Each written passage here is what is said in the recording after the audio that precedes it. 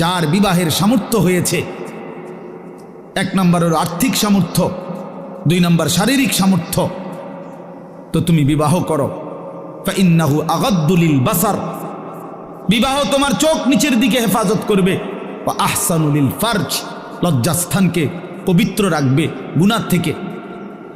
Oman লাম ইয়াস্তাতি, আর যদি কেউ এই মুহূর্তেই পারতেছ না, পরিবেশ পারিপার্শ্বিকতা সব মিলাইয়া বিবাহের সময় এখনো হয় নাই, কিন্তু নিজের যৌন চাহিদা আছে, নিজের ভিতরের কামনা বাসনা আছে, এটা তো বন্ধ করে দেওয়া যাবে না। এমন কোনো ট্যাবলেট দিয়া বেলে যে তার যেন আর কোনো শারীরিক কোনো যৌন চাহিদাই যেন না থাকে, এমন ইঞ্জেকশন দিয়ে দেন না, তাহলে তো মুশকিল, এটা বিপদ।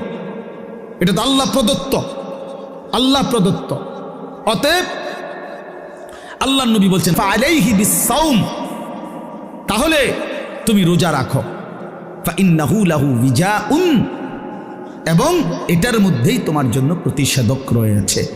সবর করো, রোজা তোমাকে সবর করতে শিখাবে, রোজা তোমার চরিত্রকে পবিত্র রাখতে শুরু করে শেখাবে।